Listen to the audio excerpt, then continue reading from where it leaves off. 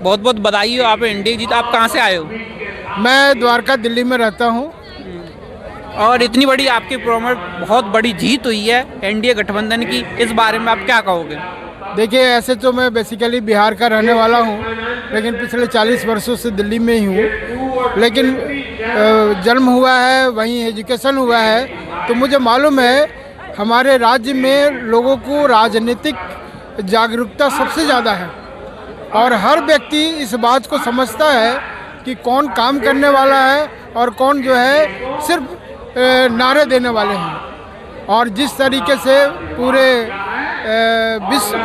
देश में जाना जाता है कि लालू यादव जो कि एक आंदोलन के से निकल के आए, उन्होंने अपने जीवन में, अपने राजनीतिक जीवन में जब वो चीफ मिनिस्टर थे उस समय उन सभी कामों को प्रोत्साहन दिया जिससे कि वहाँ का लॉ एंड ऑर्डर ही नहीं खराब हुआ, पूरे बिहार का इमेज खराब हुआ और बिहार करीब 20 से 25 साल पीछे चला गया ग्रोथ के मामले में। लोगों का शाम को निकलना मुश्किल होता था, बच्चे पढ़ने के लिए नहीं जा पाते थे और बच्चों का किडनैपिंग होता था। और एक बुद्धिजीवी वर्ग था जो डॉक्टर है, प्रोफेसर है, वो लोग माइग्रेट किए। तो उन लोगों को ये एक अच्छा मौका मिला। चुनाव एक ऐसा मौका आता है जब आप किसी भी राजनीतिक पार्टी को एक संदेश दे सकते हो कि भाई आपने जो किया है वो गलत किया है। और उसी का ये परिणाम है कि आज बीजेपी और एनडीए अलायंस को 200 से ज़्यादा सीट मिली है। क्या बीजेपी वालों को या किसी को उम्मीद थी कि 200 के आसपास सीटें आ सकती है? देखिए, उम्मीद पे हर दुनिया काम करता है। जो कार्यकर्ता काम करता है वो यही सोचता है कि जीत हमारी होगी। विपक्ष ने तो बोल दिया था कि हमारी जीत होगी। एनडीए उनका काम है, वो बोलते हैं, नहीं बोलेंगे तो उनके पास जो ये 35 सीटें मिली हैं वो भी नहीं मिलती। तो उनको तो कुछ ना कुछ बोलना पड़ता है ना, जिससे कि वो मीडिया में जिंदा रह सके, अखबारों में जिंदा रह सके। अब तो उनको सिर्फ अखबारों और मीडिया में ही जिंदा रहना है, राजनीति में जिंदा नहीं रहना है। एक तरह से राजनीतिक पतन, या जिसको दूसरे शब्दों में कहे कि राजनीतिक देहांत हो चुका है, वो देहांत हो गया है। सबसे बड़ा फैक्टर क्या रहा बीजेपी का जीतने का, एनडीए का जीतने का बिहार में सबसे बड़ा फैक्टर आप किसको मानते हो? सबसे बड़ा फैक्टर ये रहा, एक तो बीजेपी का अपना एक कार्यकर्ता होता है जो लगातार काम करता है और जनता के संपर्क में हमेशा रहता है। तो इसलिए बीजेपी के पास ये बहुत बड़ा एडेड एडवांटेज है कि उसके पास एक बहुत बड़ा कार्यकर्ताओं का फोर्स है। लेकिन ये बात भी सही है कि नीतीश कुमार ने जो डेवलपमेंट काम किए मोदी जी के सपोर्ट से, आज बिहार की सड़कें देख ले। गंगा नदी किसी ज़माने में माना जाता था गंगा क्रॉस करने का मतलब है कि 4, 6, 8 घंटे का काम होता था।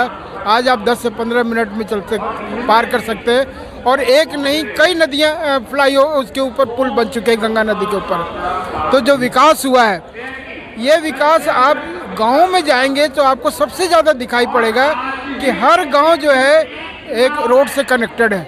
वो जिला कार्य से जुड़ा हुआ है, मंडल से जुड़ा हुआ है, सब डिवीज़न टाउन से जुड़ा हुआ है, अपने के नियरेस्ट अस्पताल से जुड़ा हुआ है। तो लोगों को एक सुविधा मिली है। दूसरी, जो लोग जिसकी चर्चा करते हैं कि महिलाओं को 10,000 रुपये दिए गए, लेकिन ये कोई नहीं चर्चा करता है कि उन महिलाओं को किस काम के लिए दिए गए। उनको उद्यमी बने इसके लिए प्रोत्साहित करने के लिए पैसे दिए गए हैं कि आप इनिशियल अमाउंट लीजिए और इससे अपने लिए उद्यम शुरू कीजिए। उससे उनका स्वरोजगार भी होगा और दूसरों को भी रोजगार दे सकेंगे। क्या नीतीश जी ही मुख्यमंत्री बनेंगे कि और विपक्ष और लोग जो विपक्ष वाले पार्टी वाले वो कह रहे हैं कि नीतीश जी को साइड कर दिया जाएगा, बीजेपी अपना मुख्यमंत्री लाएगा? अरे, सब पार्टी वाले अपना अपना बोलते हैं, उसमें नहीं है। बीजेपी एक डिसिप्लिन पार्टी है और हमारे नेता प्रधानमंत्री हैं। प्रधानमंत्री ने एक आश्वासन दिया है, एक बात कह दी कि हमारे जो नेता होंगे, हमारे जो मुख्यमंत्री होंगे, नीतीश कुमार होंगे, वो वही होंगे। कल भविष्य में उनकी स्वास्थ्य खराब होती है या कुछ और बात होती है, वो उस समय की बात है। आज के समय में जो शपथ ग्रहण होगा वो नीतीश कुमार का। शपथ ग्रहण में आप जाओगे? नहीं, हम तो नहीं जा रहे हैं। नहीं जाना चाहिए, आप इतने बड़े कट्टर हो बीजेपी के, तो फिर जाना चाहिए ना। जाने का सवाल ये है कि हम यहाँ हैं, पारिवारिक आदमी है, तो परिवार की भी चीज़ों को सोचना होता है। ऐसा फ्री नहीं है कि अभी उठे और चल दिए। और ना मैं पत्रकारिता करता हूँ कि चलो भाई को बना ले।